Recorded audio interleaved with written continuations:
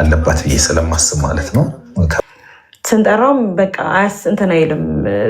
ከዛ በኋላ ልክ ተኝቶ እንደሚነሳ ልጅ አለ እንደዛ ነው፣ ይባንናል ምናምን ሲሉ ከዛ እንደዚህ አይነት ችግር አለበት እንደዚህ ስለሆነ ነው ትንሽ እንትን በሉት እስኪ።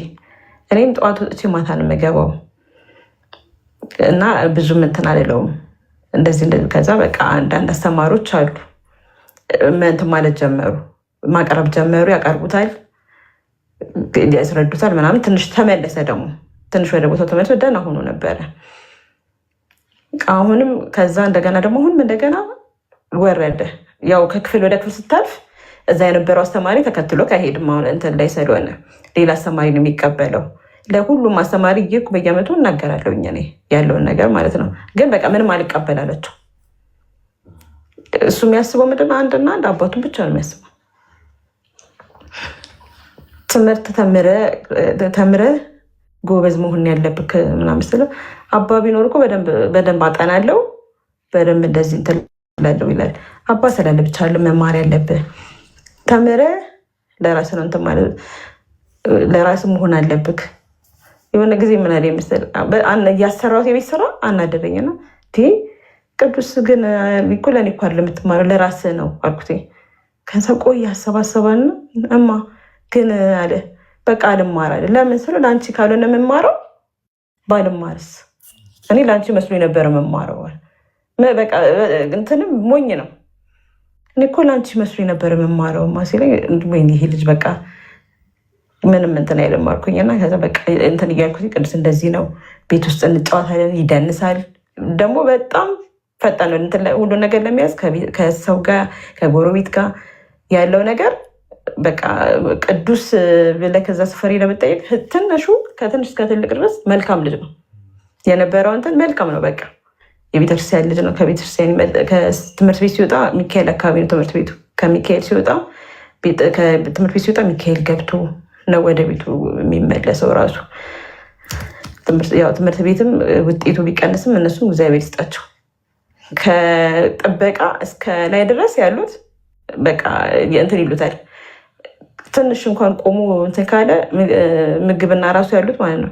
ምን ሆነክ ነው ቅዱስ አይዞክ፣ ምን ሆነክ ነው? አባቴ የለም አለኝ አለች አንዷ። አባቴ እኮ ስለሌለ እኮ ነው ናፍቆኝ ነው ሲለኛል። ሲመጣል የሁላችንም አባት እኮ ስለ ስራ ሄዶ ይቆያል። እኔ አላቅም ማለች እንትን ሚስጥሩን አላቅም ማለች ለእኔ ስነገር፣ ግን የሁላችንም አባት እኮ ስራ ሄዶ እኮ ይቆያል። በዛው መቆይቷል። አሁን የኔ አባት ስለው ትልቅ እኮ ነሽ አንቺ ስለኝ እኮ ትንሽ ሆኜ እንዳንተ ትንሽ ሆኜ ሄዶ ቆይቷል ይመጣል አለችኝ እኮ። ስሟን ጠርቶ እንደዚህ አለችኝ እኮ። እውነቷን እኮ ነው። አሁን የኔም አባት የለም አይደለ? አሁንም የኔ ቤተሰቦች እኔ ጋር የሉም፣ አባቴም የለም። እንደዛ ማል ቆይቶ ስታድግ ደግሞ ይመጣል። አንተ ግን እስከዛ ድረስ ጎበዝ ተማሪ መሆን አለብህ፣ ጠንካራ መሆን አለብህ እሏል ሁሌ። በቃ ቤት ስንገባ አንለያይም። ትምህርት የሚለየን ትምህርት ቤት ሲሄዱ ነው። በቃ ሁለቱ ትምህርት ቤት ሲሄዱ ቤት ውስጥ የትም አልወጣም። እኔ ከእነሱ ጋር ነው። ወጥተሽ ከጓደኞች ጋር ትዝናኙ ሲለኝ እኔ ከእናንተ ጋር ነው መዝናናት፣ ከእናንተ ጋር ነው። አንተ ትልቅ ስትሆን እና አንተ አንድ ላይ ትሄዳለችሁ። የዛንን እንትን የምለው እላቸዋለኝ። ብቻ ማለት ቅዱስ እንደ ልጅ ሩቅ አሳቢ ነው። እኔ አድጌ እንደዚህ ፎቅ ቤት ሰርቼልሽ እንደዚህ አድርጌልሽ ለናታን እንደዚህ አድርጌለት። እኔ አሁን ሳድግ ናታንም ትልቅ ይሆናል። ለ6 ዓመት ነው የሚበላለጥ። ናታንም ትልቅ ይሆናል። 6 ዓመት ትበልጣለህ፣ ትልቅ ይሆናል። በቃ ግን እኔ ስለምቀድሞ ለናታንም መኪና ለአንቺም ፎቅ ብዙ ነገር ነው በቃ ማድረግላችሁ። እዚህ ቤት አንኖርም፣ አባታችንም የለም፣ እዚህ ቤት መኖር የለብንም። ሁሉ ጊዜ የሚለው እንደዛ ነው። አንተ ብቻ ትምህርትህን ተማር። ለትምህርት ነው ትኩረት መስጠት ያለብህ ቅዱስ። ለትምህርት ናታን እናስጠና፣ አንተ አጥና፣ ያገባክን ነገር ለእኔ ነገር። እኔ ካልቸልኩኝ ለመምህራኖቹ እነግራችኋለሁ ደውዬ። የሁሉን መምህራኖች ስልክ ይዣለሁ። እኔ የሆነ ነገር ማለት ልጆች ትምህርት ቤት ስትልክ እኛ ትምህርት ቤት ሲሄዱ ነው እንጂ የምናውቀው መንገድ ለምን እንደሚያደርጉ አናውቅም። ትምህርት ቤቱም ሊያስቸግሩ ይችላሉ። ቤት ያላቸው ባህሪና ትምህርት ቤት ያላቸው ባህሪ አንድ ላይሆን ይችላል። በጓደኛ ምክንያት የሆነ እንትን ሊሉ ይችላል። ስለዚህ እኔ ስልክ ተቀብዬ ቅዱስ እንዴት ነው፣ ምን አይነት ባህሪ ያለው ብዬ ጠይቃለሁ። ባህሪው ጥሩ ልጅ ነው፣ ምንም አይነት እንትን የለበትም።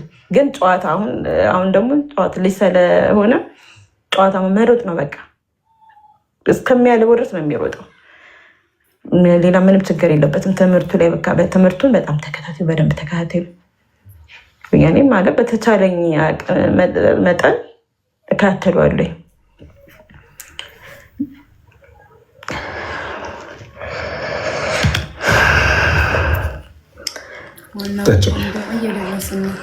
ሴትዮዋ ጥቁር ለብሳለች፣ ሀዘን ላይ ናት። አይዶን የጠፋው ባሏ ሞቶ ተገኝቶ ይሁን አላውቅም። ጠብቁና በትዕግስት እንስማት።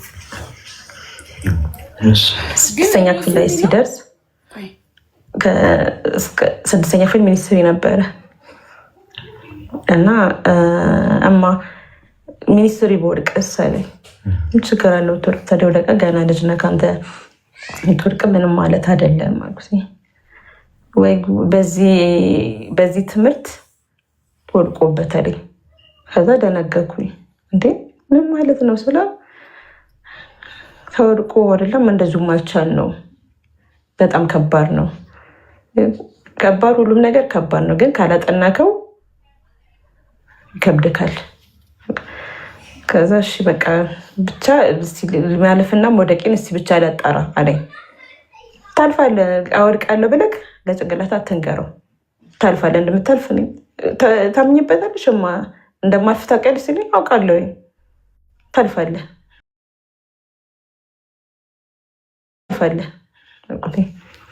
እሺ አለ። ከስድስት በቃ እንደዛ ሲል ፈራሁኝ እኔ ራሱ። ምን ይሄ ልጅ ምን አስቡ ነው እንደዚህ ያለው? እና የሆነች ልጅ አለች፣ ወይኔ አለምጽ እንደዚህ እኮ አለኝ ይሄ ልጅ ምናምን ስላት እና በሲባጎ ነው ስል ብዬ የምሞተው የዛን ሰዓት ማለት ስድስተኛ ክፍል። ወይኔ እንደዚህ ያለኝ እኮ ምናምን ብዬ እኔ ፈራሁኝ። ምንም መጀመሪያ ምንም አልመሰለኝም ነበር። ከዛ ወይኔ ጉዴ ፈላ ምንድን ነው የሚለው? ከዛ አይደረግም እንደዚህ ኃጢአት ነው እንደዚህ ያለክ ሰው ራሱ ኃጢአተኛ እንደዚህ አይደረግም ምናምን ብዬ እንተናልኩት። ከዛ መከክ ቤተክርስቲያን ጸበል አስጠምቀዋለሁ ወስደዋለኝ። ከዛ ከ6 ወደ 7 አለፈ። ያለፈ ራታ ራሱ የተለቀቀ ለታ ሄጂ ሰው ቤት ነው ስልኬን ራሱ ይዤ ለማጣራት መጀመሪያ ስቻይስት ከዛ ሲታሳዩ በቃ ግቢውን በአንድ እግር ነው ያቆሙ ይሮጥ ደሳ ሲል ከዛ በቃ አለፈ። 7 ገባ። 7 እየተማረ ትምህርት ቤት ላይ ተማሪዎች ያስቸግሩታል ይመስለኛል፣ ግን አይናገርም። እኔ ከተማሪ ጋር እንዳትጣላ መምህርም እንዳታስቸግር፣ መምህራኖች ቢመቱ ቢቆጣችሁ ለራሳችሁ ብለው ነው፣ አንተ እውቀት እንድትይዝ ነው። ማንኛውም መምህር ከኛ በላይ አብዛኛውን ጊዜ የሚውሉት ከኛ በላይ ትምህርት ቤት ነው። ባህሪያቸውን በደንብ የሚያውቁት ደግሞ እነሱ ናቸው። እኛ አይደለም እንትን መልስ እኛ ጋር ማታ ነው የሚመጡት እና ያንን ሁላ ስነግረው ለእኛ ብለው ነው የሚቆጡን የሚመጡ ነው፣ አንተ እውቀት እንድትይዝ ብለው ነው ብዬ እለዋለሁ። ከመምህራኖቹ ጋር በጣም በቃ ቲቸር እንትና እኮ እንደዚህ ቢል ቲቸር እንትና እኮ ኳስ አጫውቶኝ ቲቸር ቤት ሲገባ የእነሱን ስም ሳይጠራ ዛሬ ትምህርት እንዴት ነበር ቅዱስ ምናምን ስለው እንደዚህ ዛሬ ብታይ ቲቸር እንትና ኳስ አጫወተኝ አይሲቲ አስገባኝ ምናምን። በቃ አሁን እኮ ጎበዝ ስለሆንክ ነው እንደዛ እንትን የሚሉ የሚንከባከቡ ጎበዝ ተማሪ ስለሆንክ እኮ በዚህ ቀጥል። ከዛ ክረምት ሲሆን ከወንድሙ ጋር ምንም ማድረግ ስለማልችል ወንድሙ እና እሱ ናቸው ቤት ውስጥ የሚውሉት። እኔ ስራ ሄዳለሁ፣ ጠዋት ወጥቼ 12 ወጥቼ ማታ 10 ነው የምገባው። እስከዛ ድረስ አብረው ነው የሚውሉት ተያይዞ። በቃ ማለት ቁርኝነታቸው የሁለቱ የተለየ ነው። በቃ እንደዚህ ሽንት ቤት ሲሄዳውን ሽንት ቤት በር ላይ ቆሞ ነው የምጠብቀው። ትልቁ ከሄደ በር ላይ ቆሞ ቅዱሴ ጠብቅ እና እኔ እንኳን ስለ ለእኔ ክብለሱ ነው በቃ ፍቅሩ። ሲተኙ በቃ ዞረው እንደዚህ ግንብል ተቃቅፈው ነው ሁለቱ። የተለየ ፍቅር ነው በቃ ያላቸው። እንደ አባቱ እንደ ወንድሙ ነው የሚያየው። ትንሹ በቃ ተያይዘው ተቃቅፈው ሲጫወቱ ትልቁም አያምነውም። ወጣ ሲል ናታን ብሎ ይጮኋል፣ ትንሹም ቅዱስ ብሎ ይጮኋል። የተለየ በቃ አንዳንድ ጊዜ ልጆች ሲያድጉ የራሳቸው ጓደኛ ይኖራቸዋል። እሱ ግን በቃ ይሄ እሱ ነው ጓደኛው። ልጆች ቢኖሩም ሰፈር ውስጥ ልጆች አሉ። 13 ዓመት አሁን ሰኔ 8 ነበር 13 ዓመቱ። የ13 ዓመት ልጅ የራሱ ጓደኞች ከፍ ያሉ ጓደኞች ነው ሊኖረው የሚቀሱ ግን ትንሾች ናቸው። ከ2 ዓመት እስከ 5 ዓመት እስከ 7 ዓመት ድረስ ያሉ ናቸው ጓደኞቹ። ከእነሱ ጋር የሚጫወተው ሰፈሩን በቃ ግቢ አይደለም እንትን ነው ቅዱስ እያሉ እንዳለ ተሰብስበው የሚመጡት ምናምን በጣም ህጻናቶች ናቸው። እንዲህ ከፍ ከፍ ያለ ጓደኛ ራሱ የለው ከህጻናት አረጓድ ከኩዮች ጋር ሆነ አንተ ምናምን ስል እነሱ ይሻሉኛል ከእነሱ ጋር የሚጫወቱ ብሎ ከእነሱ ጋር ነው ወደዛ ወደ ቤት ውስጥም ሰርቼላቸው የኩል ነገር ካለቀ ራሱ ሰርቶ ይጠብቀኛል። ለወንድም አረ ተቃጥለት ወንድሜ እንዳይረበው ብዬ ነው የምሰራለት። አሳቢ ለእኔ እውነት በስመ አብ ወመንፈስ ቅዱስ በጣም አሳቢ እንደ ልጅ አይደለም። ቅዱስ ማለት እንደ ልጅ አይደለም። ሁሉ ነገሩን በቃ ለእኔ ያለው ነገር ለወንድሙ ያለው ነገር በቃ የተለየ እንጃ። በዚህ እድሜ እንደዚህ አይነት ጭንቅላቱ የተለየ ማሰብ ነበረው። 7ኛ ክፍል ላይ ነው 7ኛ ክፍል ከ7 ወደ 8 ነበረ ያለን እንትን በቃ መጨረሻ ላይ ሰኔ ላይ ነበረ ሰርቲፊኬት የሚሰጠው። ቤተክርስቲያን እንሄዳለን፣ ጉባኤ ወስዳቸዋለኝ አንዳንድ ቦታ ይዣቸው በቃ እኛ ስንሄድም ስንመጣም አብረን ነው። ሱቅም ስወጣ እንዲህ ከመሸ ተያይዘን ነው የምንወጣው። ቤት ውስጥ ሆኜ እኔ ወደ ጓዳ ከገባሁ እፈራለሁ ማርያምን ቅዱስና ብዬ ቅዱስን ይዤ ነው እንደ እንትን የምገባው ማለት ለእኔ ማለት ነው። በቃ ሁሉ ነገሬ ነው። መብራት ሲጠፋ እንደ እንትን እማኔ ሊያዝሽ ብሎ ነው እኔ እንዳትፈሪ ብሎ እጄን ይዘኛል። መብራት ሲጠፋ እንኳን ማለት በቃ ራሱ እንዴት ነው የሚቆጥረው ለቤቱ እሱ ነው በቃ ትልቅ እንትን አድርጎ የሚቆጥረው ማለት ነው።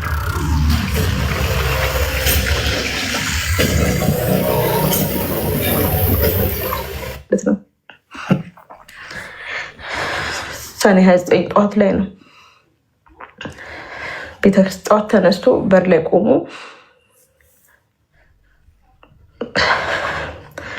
እማ አለኝ እኔ ልብስ አሰጣለሁ እኔ ጋሻ መከተሽ ነኝ አይደለ አለ። ከዛ ደነገኩና ምን እያልክ ነው ምናምን አልኩኝና ቀለድኩበት። ደገመው መልሶ ማለት ነው አሁን ቶሎ በልና ልብሳችሁን ልበሱ ነው ቤተክርስቲያን እንሂድ። ከዛ ጎረቤታችን መጣች እና ቅዱስ ያንተ ጎበዝ አይደልክ? አዎ ነህ አለችው እሷ። እኔ በቃ ግራ ገባኝ። እንደዛ ሲል በጠዋት ነው ተነስቶ እንትን ሊያወራል ይለፈልፋል። ምን ሆነክ ነው ዛሬ ደግሞ አንተ ምናምን ብዬ ከዛው ቅዱስ እየሄድ እዛ ጋር ጫማ ካለ ጫማ ከናንሰው አለችው። እንደዚህ አበባ አለ እዛ ጋር ተቀምጦ ጫማ። ከዛ አልፈለገውም ማለት ምን ማለት ነው? አልፈልገውም ማለት ቅዱስ አንሳው እንጂ አዲስ ጫማ እኮ ነው። ክረምትን አሁን ወይ ስፖርት ካልፈለግከው ደግሞ ስፖርት ትጫወትበታለህ። የት ሄጄ ከቤት አይወጣም ስለመጣ የት ሄጄ ማ ሲለኝ አሁን እኮ በቃ ክረምት ሳይሆን እኔ ስራ ሳይሆንኩኝ ከወንድም ጋር እናታንም አሁን ከፍ ብላ አያስቸግርክም ኳስ ትጫወታለህ ከጓደኞች ስልክ ካሁን በኋላ እኮ አላደረገውም አለኝ። ምን ማለት ነው ካሁን በኋላ ያደረገው? በቃ ሽቶ ካላደረገው ቶ በቃ አታንሰው በቃ አልኩኝና ልብሳቸውን ልበሱ ግቡ አልኩኝና ለበሱ እና ወጡ። በነጠላ ጫማ ወጣ እሱ። ሽፍን ጫማ አድርግ ቅዱስ ግባና ሽፍን ጫማ አድርግ ስለ እንትን በቃ ለመሄድ አልፈለግም ቤተክርስቲያን ራሱ። እማ ደግሞ አለ ሁሉ ጊዜ ሽፍን ጫማ ልበሱ፣ እንደዚህ ልብስ ልበሱ፣ ልብሳችሁን አስተካክሉ ትያለሽ አለ። አዎ ግድ ነው ታዲያ እና ታዲያ እንትን ብላችሁ መቆሸሽ አለባችሁ። ይሄን እንደዚህ አድርጉ፣ ይሄንን ልብስ ልበሱ፣ ይሄን በቃ አንቺ ካልፈለግሽ አለ የለበስኩትን ልብስ ታስወልቅኛለሽ ሲል ያው ካላማረብህ ታወልቃለህ። አሁን ሽፍን ጫማ አድርግ አልኩት። ለወንድሙም አለበሰው አረገና በቃ ፍላጎት የለውም ለመሄድ ራሱ ቤተክርስቲያን። በላይና በታች ነው በር አለው። በላይኛው በኩል ቆሞ ወጣን እና ትንሹን ይዤ ወጣኝ። ናታንነሹ ሲለኝ ቆልፍና ነበሩን ቆልፎ ቀረብኝ። ከዛ ተመልሼ እናታን ላኩት። እናታን ና እንሂድ ቅዱስ ሲለው እኔ አልሄድም እናንተ ሄዱ አለ። እማ እንደዚህ ብሎሻል ሲለኝ ተመልስኩ። ከመቼ ጀምሮ ነው እኛ ብቻችን ቤተክርስቲያን የምንሄደው? ዛሬ ደግሞ ኬት እንትን ያለ ከመቼ ጀምሮ አልኩኝ። ስለ በላይ ስጋ በታች ሮጦ ቀደመኝ። ከዛ እሺ በቃ እንዲህ ዛሬ ደግሞ ምን ሆነክ ነው ቅዱስ? እንዲህ ምን እንደው በጠዋቱ ተያይዘን ሄድን። ከፊት ከፊቴ ወንድሙን አቅፎ ቤተክርስቲያንም ስንሄድ የሆነ ቦታም ስንሄድ እቀፈኝ ይሏል። እላዩ ላይ ተንጠልጥሎ ነው። እኔ ልቀፍ ስለው እሺ አይልም። ተይው ይደክምሻል ይችላል ትልቁ ራሱ። ወይኔ ቅዱስ ገደለክ እኮ ይሄ ልጅ ምን ይሻልካል እንትን እያለክ ነው ስለው እማ ተይው እኔ አቅፈዋለሁ አቅቦት ደረስን ቤተክርስቲያን ተሳለምን። ከትምህርት ቤቱ እዛ ጋር ስለነበር ወደ 3 ቀን ነበር ሰኔ 29 ገባን ትምህርት ቤት።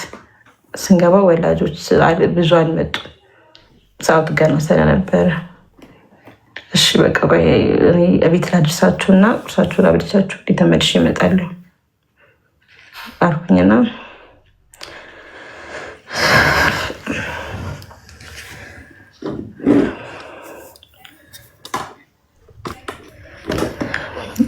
ቤት አስገቧቸው፣ ቁርሳቸውን አበሏቸውኝና በቃ ሄጄ ልምጣ ደርሼ ትምህርት ቤት ልምጣ አብረሽ ቤት ስለኝ እኔ ተናትልም አትሄድም አንተ ማለት በወርቅ እያለ ስለሚፈራ ራሴ ተቀብዬ አረጋጓለሁ የማለት እንትን ያለኝ ቢወርቅ እንኳን እንደዛ ያልኩት።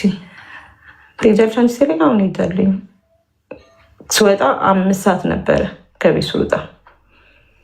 ሄድኩኝ ትምህርት ቤት ደረስኩኝ።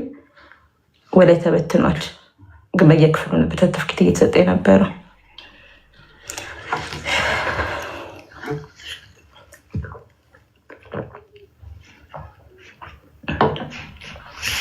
ከዛ ከትምህርት ቤት መጥቼ ስመጣ ቁጭ ብሏል። በዚህ ጓዳ በላይ ቆሟል። እዚህ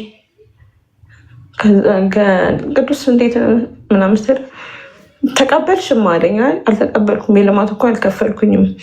እንትና የልማት ስላልከፈልኩም አልተሰጥም። የልማት ያልከፈለ ሰው አይሰጥም። ብዙ ሰው እኛ ብቻ ንን ሲለ ኧረ ብዙ ሰው አልከፈልም፣ ሰው ተዘናግቶ ብዙ ሰው አልከፈልም። እና በቃ ነገ ልከፈላል ስለው ነገ እኮ የናታን ሰርተፍኬት ነው አለ። ራስህ ሄደህ ከፍለህ ራስህ ሄደህ ታመጣለህ፣ በቃ ችግር የለውም። በወርቅስ ምናምን ብትወርቅ ምን ችግር አለ? አንተ ወርቃለሁ አትበል፣ ብትወርቅም ችግር የለውም። ከዛ በቃ ፈርቼ ትንሹ አርበኞች ነው የሚማረው፣ እዛ ላናገርለት ከወደቀ የወደቀበት ትምህርት ቤት ጓደኞቹ ካለፉ እንዳይሰማው ሰኞ ሄጄ ላናገርለት በቃ አናገራቸዋለሁ። እዛ የወላጅ ኮሚቴ ስለሆንኩኝ እለምናቸዋለሁ። ከመንግስት ወደ መንግስት ባይፈቀድም ያው ችግር ታይቶ ያነስ አናገርለታለሁ። በቃ ምናልባት ከወደቀ እዛ ይገባል። ከዛ ከትንሹ ጋር አብሬ ሄዳለሁ፣ አብሬ እንትን ይላሉ። አይሰቃዩም፣ አይንገላቱም ሁለቱም ብዬ ያነበር የኔ ሀሳብ። ከዛ ቁጭ አልኩኝና በቃ ነገ ትወስዳለህ ምናምን ብዬ እንደዚህ ቁጭ ብያለሁ። ስልክ ደወለችልኝ። የእናታን ጓደኛ እናት ነች እና የልጇ ልጅ ተመራቂ ነው። እንጀራ አዝዤላት ነበር፣ እሷ አታውቅም። ከዛ ደወለችና ወጣሁኝ። ከትምህርት ቤት እኮ ነው የመጣሁት ስለ በእናትሽ ሰዓት ደረሰ አልመጣልኝም ማለች። እሺ ብዬ ማለት ሰከንድ አይፈጅም፣ እንደዚህ እንደ ደረጃ አይሆንም የሄድኩበት ማለት ነው። ሄጄ ነገርኩላትኝ፣ ተመለስኩኝ። ሌላ ጊዜ መንገድ ላይ ከሱ ጋር ቆሜ ያወራለሁ። የሆነ ቦታ ወይ ሱቅ ላይ የሆነ ቦታ እገባለሁ። የዛን ቀን ግን እሑድ ቀን እኔ ከቤት መውጣት አልፈልግም። ልጆቼን ይዤ ከልጆቼ ጋር መጫወት ነው የምፈልገው። የትም አልሄድም። እኔ ቅዳሜ የምሰራውን ስራ ልብስ ማጥብ ከሆነ ምናምን የሚያስፈልጋቸውን ነገር ቅዳሜ ሰራርቼ እሑድ ቁጭ ብለው ሲጫወቱ ሲጨፍሩ ምን ሲሉ እማ ቀረጭኝ፣ እማ እንደዚህ አድርጊኝ፣ እማ እንደዚህ ሁኚ። በቃ ስልኬ ሙሉ ለእሳት ሊሆንብኝ ነው መሰለኝ የእሱ ፎቶ ሙሉ ሲጨፍር አርቲስት ልሁን የፈለገ ሆኖ ብቻ ሁን ብቻ አንተ ምን ልሁን በቃ ጨዋታው ያለው ከኔ ጋር ያለው እንትን እማ እንደዚህ እንዴት ልሆን እንዴት ልጨፍርልሽ ምንኛ ልጨፍርልሽ በቃ ቤት ውስጥ ያለው ነገር ያን ነገር ስላለ ያ እሑድ ያ ነው በቃ የኛ እንትን ፕሮግራማችን ቤት ውስጥ መዝብለን መጨፈር ነው። ተነሺ እንደዚህ ሁኚ ላይ ይወጣሉ ምን ይላል በቃ ምንም እንትን። ከዛ ሄድኩና እዚህ ላይ ተመለስኩ። ስመጣ ትንሽ ልጅ ደጅ ላይ ናታን ያለው ከዛ ማለት ውጭ ተለያይቶ አያውቁም፣ በፍጹም አይለያዩም። ብቻውን ሳገኘው ጊዜ ናታን ምን ሆነክ ነው ቅዱስ ስለው እቤት አለልሽ አለኝ። እንዴት አምኖት ወግዛ ሄደው እንዴት ተማመናችሁ ብዬ ገባሁኝ። ቤት ስገባ ቤቱ ከፍተ ነው ብርግድ ብሏል። ቤትም አሁን ከእኔ በላይ በጣም የሚጠነቀቀው እሱ ቤት በር ዘግቶ ነው። ወደ ጓዳ ከገባ በር ዘግቶ ነው የሚቀመጠው። ልጁን ይዞ የዛን ቀን ክፍት ነው። ከዛ ስልክ ደግሞ ይዤ አልወጣሁም። ስልክ ፊት ለፊት ላይ እኔ ስልክ አለ። ወይኔ ቅዱስ ስልኬን አንስተውት ቢሄዱ ሳይ መንገድ ነው ለምን ክፍት አለክ ምናምን ብዬ ስል ምንም አይናገርም። አንዳንድ ጊዜ ልክ የኔን ድምፅ ሰማ መጋረጃ ሲል ይደበቅና ያስደነግጠኛል። አሁን ስታየኝ ናት ወሮጠ ገብተህ የተደበቅኳ ምናምን ብዬ መጋረጃ ውስጥ ተደበቅኩኝ። እኔ ላስደነግጠው ተደበቅ ምንም እንትን አይልም። አንተ ምን እውነት ነው ጓደም የለክም እንዲህ ቆጥ ላይ ወተክ ነው እንዲህ ብዬ ማለት ነው። እንዲህ ክፍት ስራው መጋረጃውን ክፍት ሳደርገው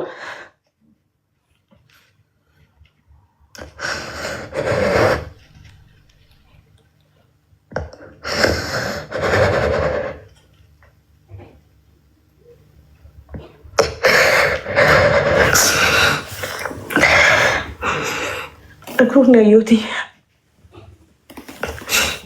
ከዛ ጮኩኝ። ደጅ ላይ ጎረቤታችን ነበር ስገባ አይቻታለሁ። ቅድስ ብዬ ጮኩኝ። ዘላ ገባች እሷ። ከዛ እህቷም አለች። ሁለቱም ገቡ ዘሉ ማለት ነው።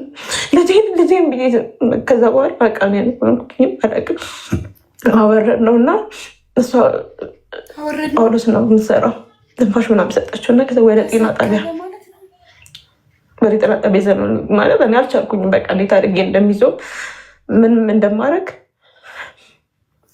ያዝነውና ጤና ጣቢያ ልጆች መንገድ ላይ ጎረምሳ ልጆች ሁለት ልጆች እነሱ ይዘው ወደ ጤና ጣቢያ ይዘነው ገባን።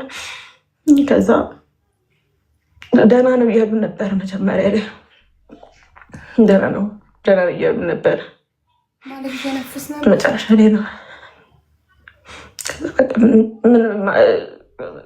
እኔ አላቅም ራሴ የሚይዛን ሰዓት ምንድነው እንዴት ነው ደህና ነው እንላቸው። ደህና ነው ተረጋጊ፣ አንቺ ካልተረጋጋሽ እንትን ማለት አንችልም ምናምን አይደል። ከዛ ወይ በቃ ሪፈር ጻፉ ነው ወይ ጳውሎስ ወይ ራስ ደስታ ይሄድ እያልኳቸው ነበረ። መጨረሻ ላይ ግን ብዙ ቆይቷል። እዛ ጤና ጣቢያ ብዙ ነው የቆየው እውነት። መጨረሻ ላይ ልጆች ገቡና ሳጥን ይዞ መጡ። በዛን ሰዓት ነው መሞቱን ገብቻለሁ፣ አይቼዋለሁ ማለት ስነካው ምናምን የተኛ ልጅ ነው ይመስላል። እንደዚህ አይኑን ገለጭ ምን በቃ ልጅ ሲተኛ ጡጣው ሲተኙ አንዳንድ ጊዜ እንትላቸዋለሁ ወደዚህ እያሩካያቸዋል ምን ሆናችሁ ብዬ እፈራ አደኝ ብቻችን ሰሎን እፈራ ነበር። ሳይሆን እንደዚህ ሳረጋ ምናምን ሰውነቱ ትኩስ ነው ስልክት እንዳይል እንጂ እኮ ደህና ነው በእናታችሁ ሪፈር ጻፉልኝ ምናምን ስለቸው ከዛ አያለችኝ ባለሙያ ያለችኝ ከዛ በቃ ከዛ በኋላ ሚኒሊክ ተወሰደ።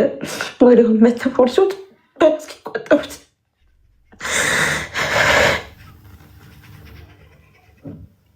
ቤታችሁ ለእንደዚህ አይነት አደጋ ለማድረስ ራስ ላይ ምቹ ነበር? ቆጣለሁ ቆጡ ጣራው ላይ የሆነች እንጨት አለች። እንደዚህ እንጨቷ ላይ ያሰራው እጁ እንዴት እንዳሰረለት ምን አይነት ገመድ አስበው በሱ አቅም እኔም ግራ የገባኝ እሱ ነው። ፖሊሶች ሲወስዱት እኔ አላየሁኝም። እንትን ነገር ነች አሉ፣ የጫማ ክር የምትመስል ነገር ነች አሉ። በጣም ቀጭን ነች አሉ። ይህን ያሉ እንኳን የሚያደርስ አይደለም ነው ያሉት እነሱ። በምን እጁ እንዲጨክኑ እንዴት እንዳሰረለት ሰርተፍኬት ሄደህ ታመጣለህ ብዬው አልሽኝ። በ30 ማለት ነው ሄደሽ ይህን ነግረሽው ቤት ከዛ ተመልሰሽ ወጥተሽ ነው ለሴትዮዋ መልዕክት ያደረሽላት? ነግሬው መጀመሪያ ነግሬው ነው እሱ ገብተሽ ነገር ትምህርቱ ላይ ሁለት ጊዜ በሁለት አጋጣሚ ስትነግሪኝ 6ኛ ክፍልም 7ኛ ክፍልም በወድቅስ ይለኝ ነበር፣ እንደዚህ ነገር ይለኝ ነበር። ይህ ነገር ተደጋግሟል እና ማለት ትቆጩ ነበር። ይሄ መውደቅ የለብም ማለት እንደዚህ አይነት ያው አንዳንድ እናቶች እንደሚሉት ማለት ነው ጎበዝ ተማሪ መሆን አለብህ፣ ነገ የሆነ ትልቅ ደረጃ መድረስ አለብህ። ይሄ እንደዚህ አይነት ማስጠንቀቂያዎች ነበሩ አንቺ ጋር? ቁጣ ልቆጣው ጎበዝ እንዲሆን ነግረዋል ማለት ራሱን እንዲያሳምን ወድቃለሁ ብሎ እንዳያሳምን አጥና ምናምን ብያውን አልጫ ነው ያለበትም ካለበትም እንትን አንፃር አንድ ቀን አጥና ያለውም እኔ ጎበዙን ነው እንጂ ከወደክ ምናምን የሚል ነገር የለም። አይ እንደዛ አይደለሁም። ለአባቱ ደብዳቤ መጽሐፍ እንደዚህ ማድረግ ይል ነበር ብለሽኛል። ከዛ በኋላ አሳረፈሽ፣ ተወሽ፣ ዝም አለሽ፣ መጠየቅ አቆመ ወይስ በዛው ሂደት ውስጥ ነበር የነበረው? ይጠይቃል። እየጠየቀ የሆነ ሰዓት ላይ ብቻ ተስፋ ቆርጫለሁ፣ በቃ ከአሁን በኋላ እንደማይመጣ ተስፋ ቆርጫለሁ አለኝ። እንዴ ለምን ተስፋ ትቆርጣለህ? አንተ ምን ሆነህ ነው ተስፋ? አንዳንድ ጊዜ የሚናገራቸው ነገሮች ሆነ በቃ ከሱ የማጠበቀው ነገር ስለሆነ ደነግጥልኝ። ምን ማለት ነው ተስፋ መቁረጥ ማለት? ቅዱስ አንተ እኮ ገና ልጅ ነህ፣ ተስፋ ቆርጣለህ ይባላል። ተስፋ የሚቆርጥ ሰው እንደዚህ አይደለም፣ አንተ ገና ልጅ ነህ ምናምን። ምን አይተህ ነው ስል አባት በቃ እንደማይመጣ አውቄያለሁ። ልጆች የሚናገሩት ነገር ምናልባት እቺን ቃል ልብ ብላችሁ አድምጡኝ።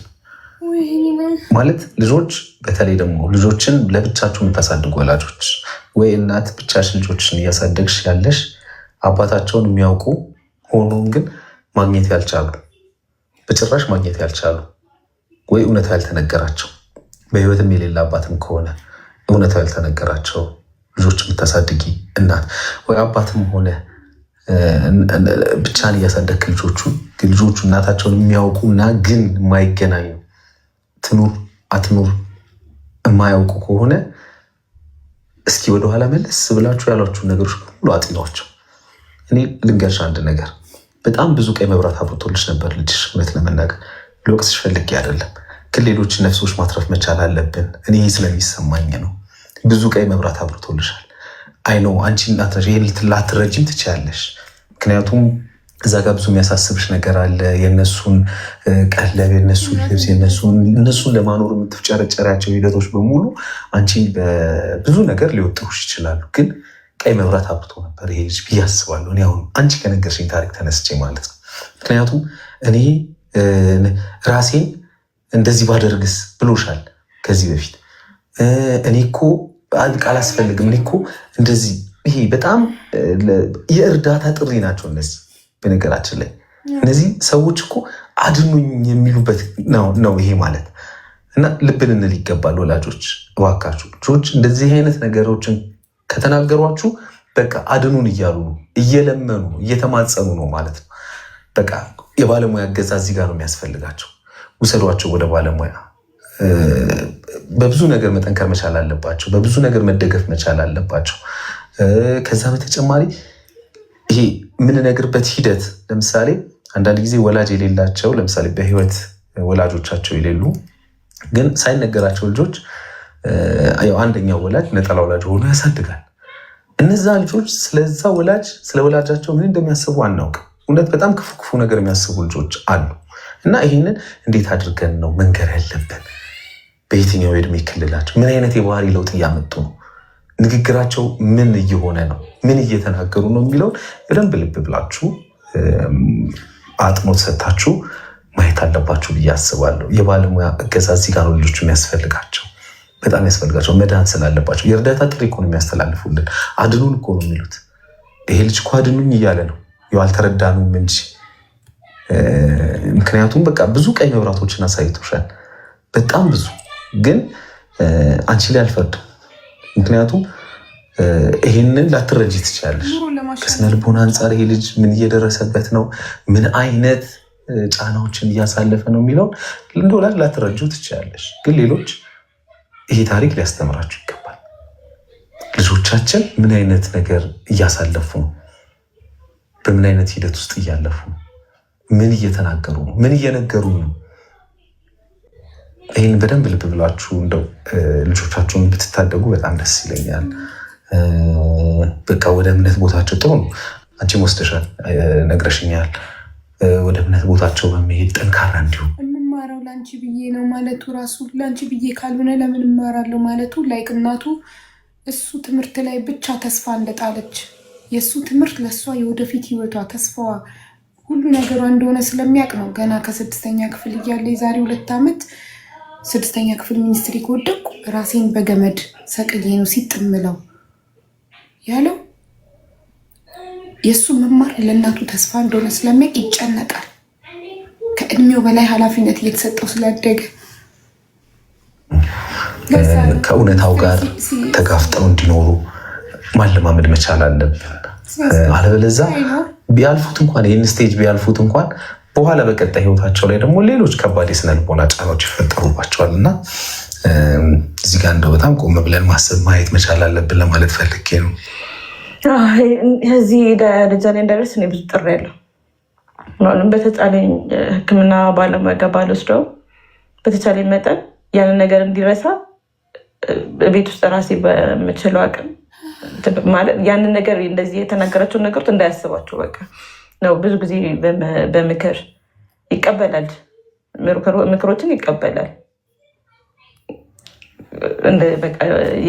ያለውን ነገር የሚነግረኝን ነገር እንደዚህ ነው፣ በቃ እንደዚህ ነገር እንደዚህ አይደረግም፣ እንደዚህ ነው ምናምን ብዬ አስረዳዋለሁ። ይቀበላል። ጥሪ ያለው እኛ በተቻለኝ አቅም ወደ እምነት ቦታ ላይም በመውሰድ ከዛ ምን አደረኩኝ መሰለህ፣ ይህን ሲያስብ እንትን አስገባሁት ቴኳንዶ እዛ ጋር ስለ እንትን አለች ስነ ምግባር አላቸው። ያ እንትን እንዲል ከባለሙያው ጋር ተነጋግሬ እንደዚህ ስለሆነ ያን እንትን እንዲል ስለው ገባ። በቃ እዛ ላይ ብዙ እየሰራ 1 ዓመት ተመርቋል። እና ያንን ነገር እየረሳው ነበረ። በጣም ነው የማዝነው በደረሰብሽ ነገር። ያሳዝናል፣ ልብ ይሰብራል። በቃ በጣም ያስከፋል። ግን ሌሎች ደግሞ መትረፍ አለባቸው ብዬ አስባለሁ። እና ሁለተኛ ያቺ ልጅ አሁን ትንሹ ልጅ አይቷል ይሄን ነገር።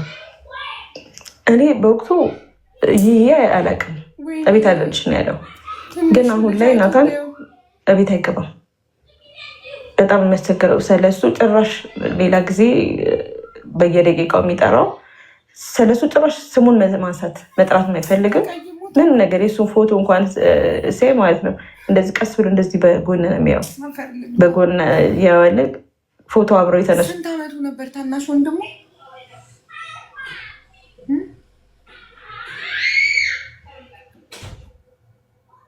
ቅድም ከልባችሁ የሰማችሁ የታናሽ ወንድሙን እድሜ ንገሩኝ። 6 የኔ ጌታ በጣም ክሎዝ ነበሩ። የትም ቦታ የሚወስደው የሚያመጣው እሱ ነበርና ሜቢ አይቶት ይሆን ራሱን መስቀሉን እና ጥሎት ስለሄደ ተቀይሞት ይሆን የኔ ጌታ። እሱ ራሱ እንትን ያስፈልገዋል፣ ሳይኮሎጂ ያስፈልገዋል ከዚህ ነገር እንዲወጣ፣ ካለበለዚያ ጥሩ አይመጣም። እንትን ማን ይሄ ስራ አንቺ ነሽ ነው የሚለው የእሱን የቅዱስን ፎቶ አንቺ ነሽ። ስንት ዓመቱ ነው? 7 ዓመቱ። እዚህ እንድታመጪው ብዬሽ ነበር። ይዞ መጥቼ ነበር። በቀሽ አገኘው ባለሙያ አላገኘሁም፣ አላወሩም። እሱ እኔን ያወራኝ የመጀመሪያ አንቺ ያወራኝ እና በቃ እንደ ልጅ ማውራት ነበረበት፣ ስለሱ መጠየቅ ነበረበት፣ የት ሄዱን ምናምን ማለት ነበረበት። ምንም አይነት ነገር ጭራሽ ስለሱ ምንም አይነት ነገር ልክ ይዘን ወደ ሕክምና ይዘነው ስንወጣሉ ወንድሜ አይመለስም እያለ ነበራሉ ሲያለቅስ ነበር። ወንድሜ እኮ አይመለስም እያለ ነበራሉ። ከዛ በኋላ በቃ ምንም አያነሳም፣ እቤት አይገባም። አሁን ያለንበት ቤት የባለቤቴ ዘመዶች ቤት ነው። አይገባም ጭራሽ ወደ ቤት። ከትምህርት ቤት መጣ ወደ ውጭ ነው አሁን ያልኩት። የቅዱስ ጓደኛ አለ እዙ አካባቢ ናቸው። እሱ ጋር ነው ሮጦ የሚሄደው። በቃ እሱን አሁን ምንድነው እንደ ቅዱስ ነው የሚያደርገው። ቅዱስን እንትን እንደሚለው ሁላ እሱን ነው አስጠናኝ፣ የቤት ስራ አሰራኝ። እሱ ኳስ ሄዶ ካመሸ ያለቅሳል። በቀደሞ እዚህ የመተና ነበረ። መሸ፣ መንገድ ላይ ስንሄድ መሸ፣ አለቀሰ። ዳንኤልም በቃ አላገኘውም፣ ዳንኤልም ሊሄድብኝ ነው።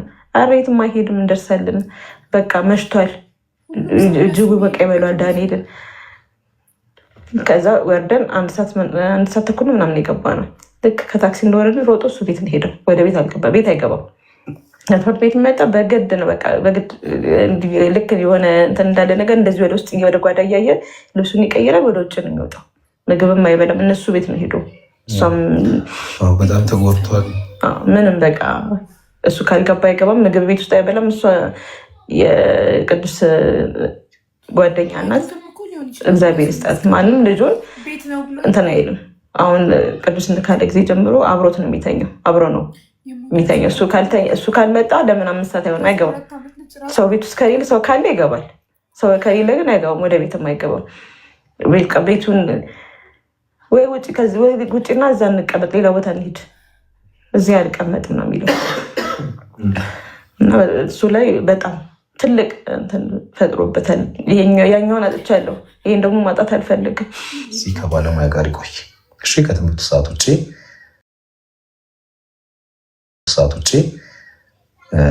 ትምህርቱ ትምህርቱን በማይነካ መልኩ ተዘጋጅቶለታል ባለሙያ። ስለዚህ ከእሱ ጋር እንዲቆይ እናደርጋለን። አሁን ምን ያህል ጊዜ ሆነ ይሄ ነገር ከተፈጠረ? አሁን ጥቅምት 29 4 ወር። ከዚህ ነገር ምንድን ነው እናት? ስንት ወሩ? እኔ ግን በቃ ማለት እዛው ከመልኩ ተዘጋጅቶለታል ባለሙያ። ስለዚህ ከእሱ ጋር እንዲቆይ እናደርጋለን። አሁን ምን ያህል ጊዜ ሆነ ይሄ ነገር ከተፈጠረ? አሁን ጥቅምት 29 4 ወር። ታዛንሽ ትኩስ ነው። እኔ ግን በቃ ማለት እዛው እኔ ያለሁት እዛው ሰኔ 29 ያለን ይመስለኝ። ወጥቼ ሁላ ጠብቋል። አንድ ጊዜ ከትምህርት ቤት ቀድሜው ከገባው ትንሽ ቆይቼ ካለ ወጥቼ ጠብቀዋለሁ። ቤት ውስጥ ብቻዬን መቀመጥ ፈራለኝ። እነሱ ከሌሉ ብቻዬን መቀመጥ ፈራለኝ።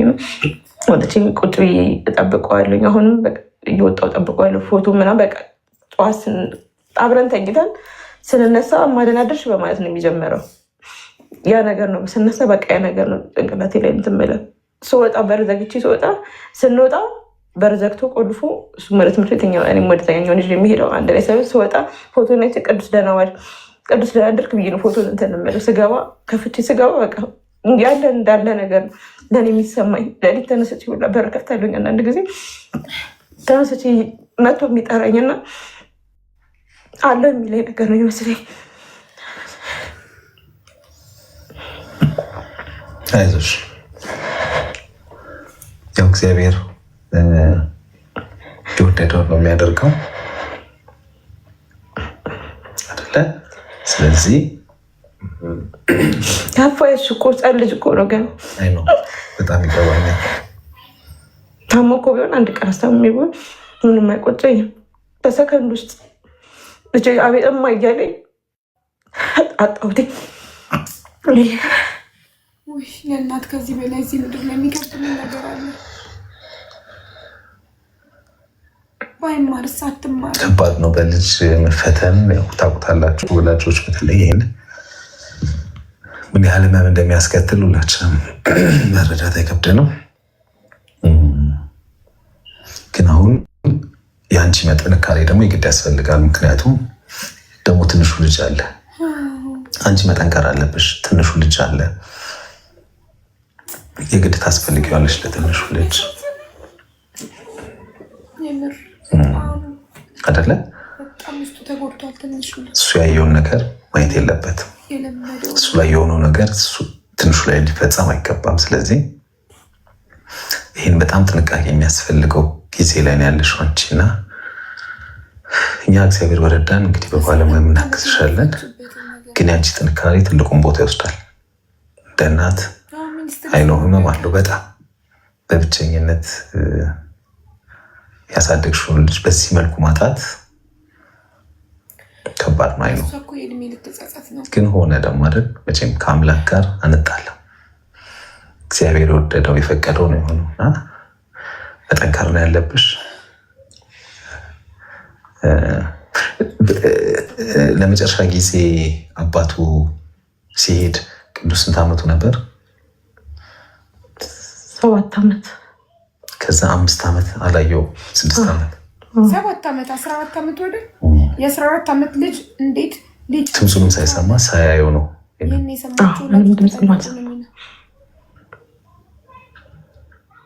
መውደቁን አላወቀም እንዴ? በጣም ከባድ ነው።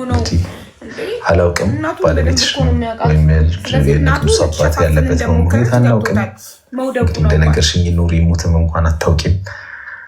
ለእሱም ይሄ ማየት ከባድ ሊሆን ይችላል ካለ እንኳን ኢቨን በህይወት ግን በህይወት ካለ ያው የሆነው ይሄ ነው። አሁን ደግሞ አንተንም እየፈለጉ ነው። እናትም ልጅም ማለት ነው። በጣም ታስፈልጋቸዋለህ ካለህ በህይወት ወይም ደግሞ ይህን መረጃ የምታውቁ ሰዎች ካላችሁ በትክክሉ ለዚች እናት ብንነግራት ቢነገራት ባይ ነኝ። በህይወትም ከሌለ የተፈጠረውን ሁኔታ በደንብ ከባድ ነው። እንደዚህ ነገሮችን መስማት በጣም ከባድ ነው። ግን እግዚአብሔር ያውቃል። እሺ አይዞሽ። ምን ላግዝሽ? እኔ ቅድሚያ የሚቀርበው የልጅ ጤንነት ነው። አሁን እሱ ደህና ከሆነ እኔ ለምን ላስኬት ወጥሬ ያልኖርም? እዛ ቤት ውስጥ አሁን መግባትም አልፈለገም። ያው ማለት ለእኔም ስገባ ስወጣ የማየው ያንን ነገር ነው። እሱ የሚያደርጋቸው ነገሮች ወደ ስገባ ደግሞ የተሰቀለው ነገር ነው የሚታየኝ። አሁን ቤት ውስጥ ናታን የማይቀመጥም አይደለ? ምን በቃ አሁን ምንም ነገር እንትን እያልኩ አይደለም። ስራ መዋሌ ትንሽ እንትን አለኝ እንጂ ወጥቼ ቁጭ ነው ብለለች የሚታየኝ ሁላ ከልጆቹ ጋር የሚሮጠው ቤት ውስጥ የሚያደርጋቸው ነገሮች ፈጣን ወደዛ ወደዚህ የሚለው ነገር ነው ለእኔ እየታየኝ ያለው። ያንን አካባቢ በምን ለቅቄ እንደምወጣ እሱ እኔ አላውቅም። ልጅም እዛ ጋር ጓደኞቹ ልጆች ሳይሆኑ ወንድም እኮ እንደዚህ ሆኗል የሚልም አለ። ያው አያውቁም እነሱ። የባሰ እየተጎዳብኝ ነው ያለው ልጅም ራሱ ምን እንደማደርግ ብቻ አላውቅም። ትንሹ ራሱ ያስፈራል። ናታን ያንን ነገር ማየቱ ምናልባት ራሱን ችሎ የሚቀሰቅሰው ነገር ይኖራል ብዬ አስባለሁ። የቀበሌ ቤት ነው የምትኖሩት? እናንተ ብቻ ናቸው ያላችሁት ቤት ውስጥ የነበራችሁት? እኛ ነው የምንኖረው። ኦኬ። የት አካባቢ ነው ቀበሌያችሁ? አዲስ ከተማ። አዲስ ከተማ ክፍለ ከተማ። ወረዳ ስንት ነው? ወረዳ 6። ወረዳ 6። ስለዚህ የቀበሌ ቤት በምትክ ይቀየራል። መቀየር የማይችልበት እንትን አለው። ምን አለው? እነ ነው የሚለው እነ ቁምላቸው ነው የሚለው። ቁምላቸው ባለቤትሽ ነው? ባለቤቴ ነው። እህቶቹ ከሰራሉ። እነሱ እንዲቀየር አይፈልጉም። ስለዚህ እስካልተስማሙ ደግሞ መቀየር አይቻልም። ትገናኛላችሁ ከነሱ ጋር? ብዙም አንገናኝም። ይህ ነገር አውቀዋል? አዎ፣ ብዙ አካባቢ ናቸው። ብዙ አካባቢ ናቸው። በመጨረሻ የምታስተላልፊው ነገር አለ? በመጨረሻ በቃ የወላጆች ለልጆቻቸው ትኩረት ስጡ እና ለልጆቻችን ሲገቡም ሲወጡም በመጨረሻ የምታስተላልፈው መልዕክት ያው እሷ ስለተጸጸተች ለልጆቻችሁ ትኩረት ስጡ ነው። እቺ እናት ባሏ ከጠፋ፣ ባሏ የክፍለ ሀገር ሹፌር ነበር። ባሏ ከጠፋ 7 ዓመቱ ነው። 7 ዓመት 2 ወንድ ልጆቿን ቅዱስና ናታንን ብቻዋን የምታሳድግ ጠንካራ እናት ነበረች እና ቅዱስ የመጀመሪያ ልጇ እንደ ጓደኛዋ ነው። በጣም ክሎዝ ናት ከልጆቿ ጋር። 2 ወንድማማቾች ደግሞ እጅግ በጣም ክሎዝ ናቸው። አብረው ይጫወታሉ፣ አብረው ይሄዳሉ፣ አብረው ይመጣሉ የትም ቦታ እና ቤተክርስቲያንም አብረው ነው የሚሄዱት፣ ትምህርት ቤትም አብረው ነው የሚሄዱት እሷና ልጆቿ።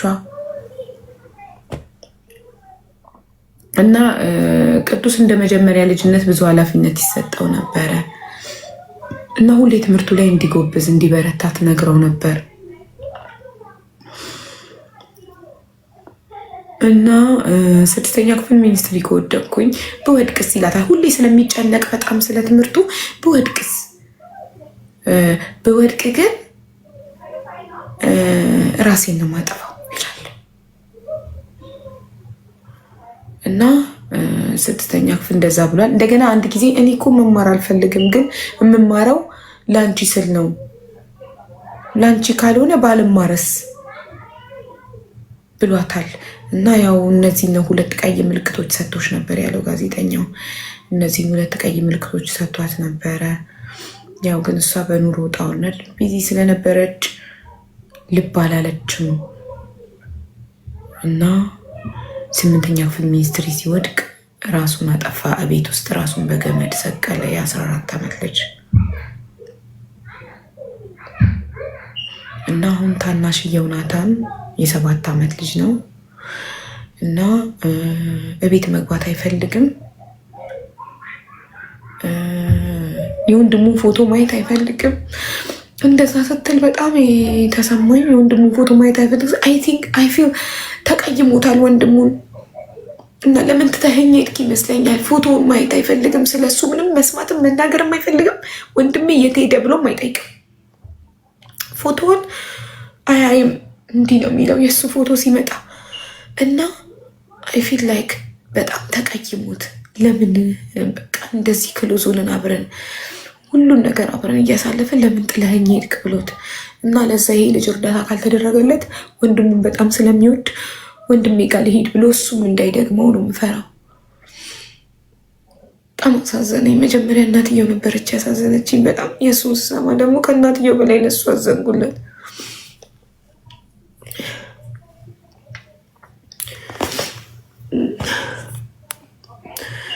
ሜንታሊ ኢዝ በጣም ወንድሙን በማጣቱ የደረሰበት ነገር እና ደግሞ ለማንም መናገር አለመፈለጉ ነው። ይሄ በጣም ትልቅ ጉዳት ነው። መናገር አለመፈለጉ፣ ስለ ወንድሙ ማውራት አለመፈለጉ፣ ስሙን ማንሳት አለመፈለጉ፣ ፎቶ ማየት አለመፈለጉ በጣም አደጋ ነው። ይሄ እኮ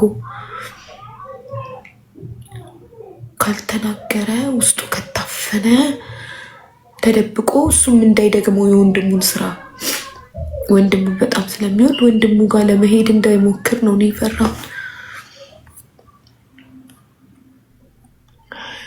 ቡሂኒስ ቴራፒ ጋዜጠኛው ልጅሽንም አምጩ ከትምህርት ቤት መልስ ሁሌ እኛ ጋር ቴራፒ ይሰጠው አላት። አመሳሳቢ አቡ ወይኔ ዳጊ በጣም ለመስማት ራሱ በቃ የሚከብድ እንዴት የሚያስደነግጥ ነገር እንደሆነ መስማ የእውነት በጣም ከባድ ነገር ነው። አንዳንድ ጊዜ በቃ አንዳንድ ነገሮች አያድርስ ብለሽ ብቻ ለማለፍ የምትገደጅባቸው ይሆናሉ እና አሁን እናትየውም ራሷን እንዳትወቅስ ህፃኑ ልጅም ደግሞ አሁን በልጅ አይምሮ ይህንን ነገር ውስጡ ይዞ ከቆየ አንቺም እንዳልሽው ምን አይነት እርምጃ ሊወስድ እንደሚችል አናውቀውም እና በጣም የባለሙያ እርዳታ ለእናቱም ለልጁም በጣም ያስፈልጋል። ከሁሉ በላይ ግን እንግዲህ እግዚአብሔር ያጽናናቸው እንጂ ይሄ በሰው አቅም ለመሸከም ራሱ ክብድ ነገር ነው። ይህን ሁሉ መከራ አይታ ብቻዋን አሳድገ እንደዚህ አይነት ነገር ሲመጣ በጣም የሚከብድ ነገር ነው። 14 ዓመት የለፋችበት ልፋት ከንቱ ሆነባት። እናት 14 ዓመት ለፍታ ትንሽ ሲቀራት ውጤቱን ለማየት ትንሽ ሲቀራት እውነት በጣም አሳዘነች። እናትየውም ልጅ ወንድምየው ስልክ ቁጥሯ ካለ እዚህ ላይ ኮንታክት አደርጋታል። አይ ቲንክ እሷን የሚዲያ ነው። ከዛ ቤትም ራሱ ሁለቱም መውጣት አለባቸው። እሷን በገባሽ ቦታሽ መሰለኛለች ኖ ዘመዶቿ ቤት ነው ያለችው እና ጋዜጠኛው እያላት ነበረ የቀበሌ ቤት አይቀየርም ወይ በሌላ ቤት ቀይሩ እያላት። ለምን ልጇ መግባት አይፈልግም። እሷ ብቻዋን ማትወስነው ነገር ሆኖባት መሰለኝ። የባሏና የእህቶቹ ስም በጋራ አንድ ላይ ነው ያለው ቤቱና ለመቀየር የግድ የሁሉም ሰው ፍቃድ ያስፈልጋል። ስለዚህ እሱን ነው እሺ ያላሏት ይመስለኛል።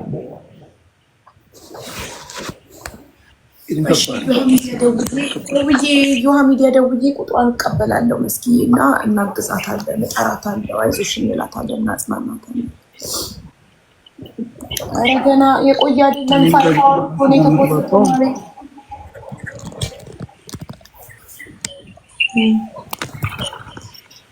ጋዜጠኛውንም ስለምግባባው በጣም ጥሩ ልጅ ነው። እኔ አድራሻውን ወስጄ ልክልሻለሁ ነገር። እሺ ጥሩ ዳጊሽ።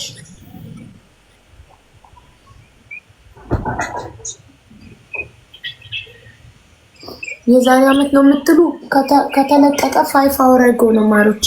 አሁን ነው የተለቀቀው ከ5 ሰዓታት በፊት።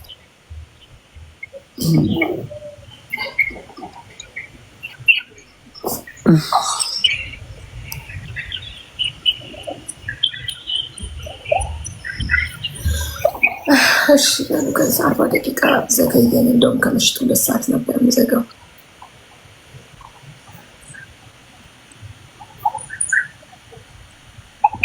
አብዬ በጣም ነው የማመሰግንሽ። እግዚአብሔር ያክብርልኝ።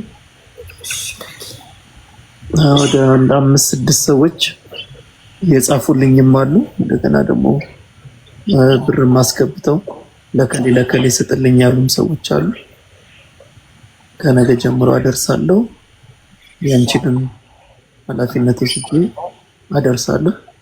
እግዚአብሔር እድሜና ጤና ይስጥሽ። በጣም አመሰግናለሁ። እሺ ዳጊ እኔም በጣም አመሰግናለሁ ወንድሜ። እሺ ነገ ስልክ ወስጄ ልክልሻለሁ። እሺ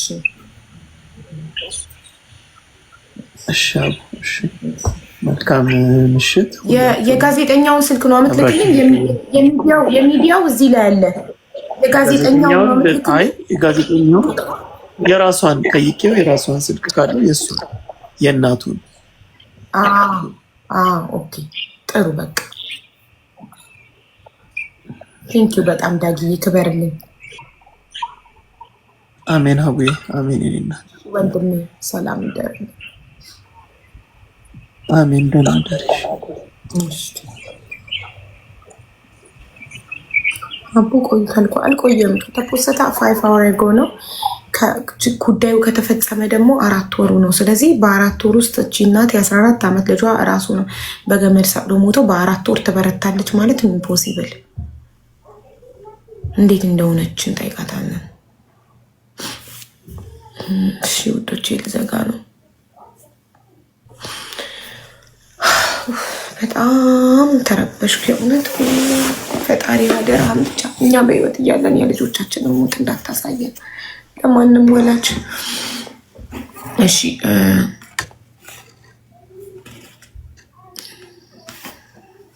ገርቢ ለምንድን ነው ስንቴ ልገርብ ውዶቼ?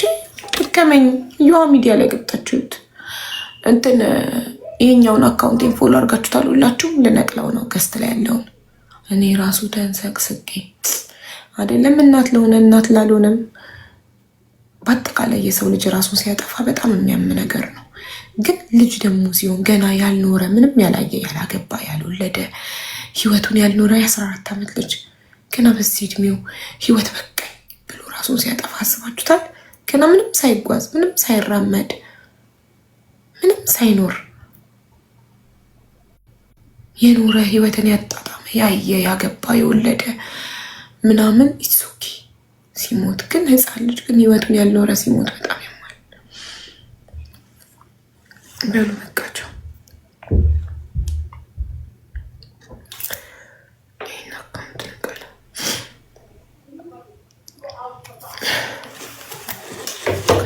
ውዶቼ አርፌ ተጣጥቤ ከ2 ሰዓት በኋላ እመጣለሁ። 8 ሰዓት ከ40 10 ሰዓት ከ40 ወይ 10 ሰዓት ተኩል አፍተር 2 አወር እመጣለሁ። እሺ ባይ ወዳችሁ አፍተር 2 አወር እመጣለሁ ጌም ለመጫወት። ወደ ኤቱ መግባት አለብኝ። አንድ ፍራግመንት ነው የቀረኝ፣ እመለሳለሁ።